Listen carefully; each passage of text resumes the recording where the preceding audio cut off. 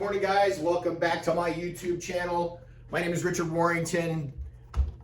This is Mr. Guns Firearms, located right here in Cave Creek, Arizona, and I'm back with another installation of my series about how to become an FFL, what you need to do to become an FFL, concerns, and on and on.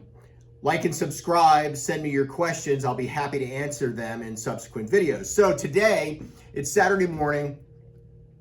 This is a very seasonal town where my shop is located. And so on the weekends, you'd think it would be busy, but it's not. This is actually like my slowest day, Saturdays are. So what I'm trying to do now is I'm taking pictures of consignment firearms or other guns in the store that haven't sold and may have been here for a while, and I'm gonna start making listings on Gunbroker and Guns International. Those are my two favorite platforms for listing firearms for sale, be they consignment or shotguns, because they get the most traffic.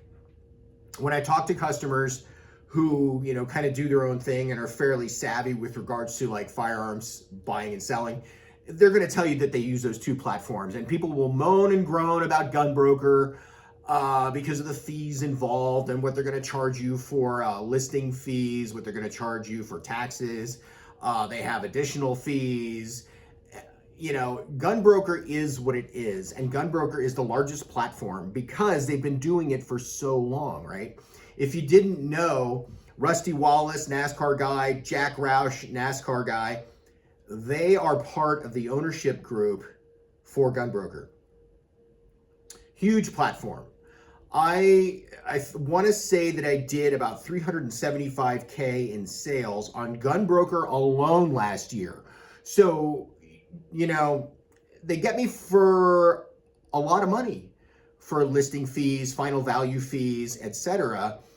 every month, but they help me sell guns. That's what I'm here to do. I'm here to sell guns. I have my own guns. I'm not trying to collect guns. Maybe someday I'll get into that, but right now I'm doing this to make a living. Okay, so Gunbroker is my number one. Guns International is number two. Guns International is a flat fee. Now that's a different clientele on there. That's a different market. You're going to find older guns on there. You're going to find older specialty guns on there. Gunbroker, there's everything. I mean, literally everything. It is the biggest gun store, if you will, on the internet. So basically what I do is I get my digital camera out, a good digital camera. I get the guns out I want to sell. I keep it pretty simple. Like, I don't need to take 40 pictures of a gun like this, okay? This is just run-of-the-mill Ruger. There's a lot of them out there. I'm going to take a picture of this side.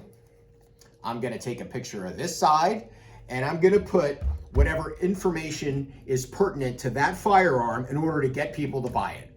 Light pitting, excellent condition, Pacmar grips, blued, stainless, whatever. There's drop-down menus for all of that when you go through Gunbroker and you're making the listing. They make it easy. They want you to list guns, right? That's how they make their money. Final value fee, listing fees, etc. And you keep coming back.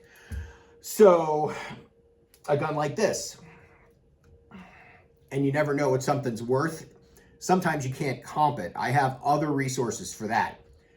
See this gun? What does this look like? Piece of crap, right? This is a Smith & Wesson 45. I don't know yet if it's been cut down or not.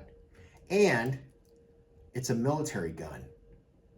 So now when I take pictures of this, I'm going to kind of act dumb, but at the same time, I'm going to use my other resource, and that includes people that come in my shop, to find out what exactly this thing is worth, because this gun could be worth $100. This gun could be worth $10,000, all depending on historical trends with that particular firearm.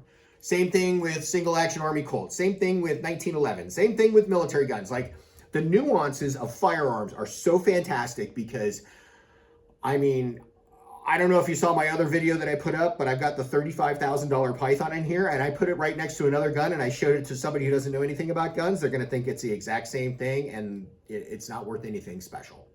So when I do my research, if I don't know what something is, I put it in the description. I've had the conversation with the consignment, the individual who's brought me the gun, and we figured out what they want to get for it. Now, most of the time that's reasonable. Sometimes it's unreasonable. Sometimes it's too little. I can make us both money, right? So if you're working on a decent moral value system, everybody's going to be happy. And in my particular case, I don't buy guns from people, believe it or not. I don't trade guns from people. I don't ever want to take the chance of somebody not being happy with what business they've done with my shop. I want them to know that they got the most money. I want them to know that they got the best prices. I have to be very competitive here with what I sell because there's big box stores right down the freeway. You can go to Cabela's. They have a lot of used guns at Cabela's. You can go to Bass Pro Shops and buy brand new guns for 20 bucks over what it costs. And I'm not talking about what they cost me. What they cost Bass Pro Shops is a lot less than what they cost me. So these are all things to take into consideration. Again, when you're running an FFL, when you're running a retail storefront, I have all these cool guns that a lot of places don't have, but how am I going to sell them? I'm not going to get much foot traffic today. Yesterday, I think I had like 3 people come in, and I was here from 10 to 4. So I had to find other administrative things to do. I mean, I can't just sit here and twiddle my thumbs and watch TV and surf Instagram. I'm trying to do business, and if you're hungry enough, especially when it comes to guns, you're going to find ways to do business. I know other dealers around here. I contact them. They contact me. You scratch my back, I'll scratch yours. The guys from Constellation Concepts, my instructors, Chris White, like what do I need to do to make money today? If you're hungry and you get an FFL, you can make money. Remember, I started as a kitchen table guy in California. Who was I going to sell guns to? How was I going to make any business there? Like everything, guns, oh. Here, it's wide open. But there's a lot of competition. So what makes me different? What's going to make it possible for me to get those large collections?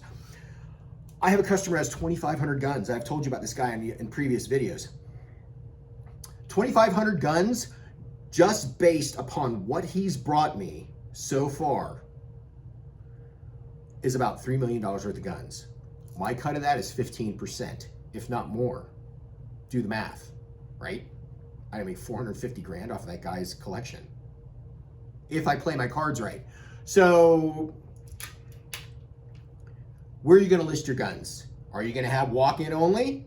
You better be in a busy place. Then you've got the other things taken into consideration, like we've spoken about, security and whatnot. So keep watching. There's a lot to talk about. Like and subscribe. I'm going to release videos probably like every 4 to 5 days. Set the notifications up so my next video comes up. I'll show you more cool guns. I listed a lot of cool stuff today. HKSR9. You ever heard of that? Mars Setme Spanish battle rifle. Ever heard of that? What else do I have? I have a Galil. I've got an SP1 Colt. I've got endless guns. Endless fun guns to look at.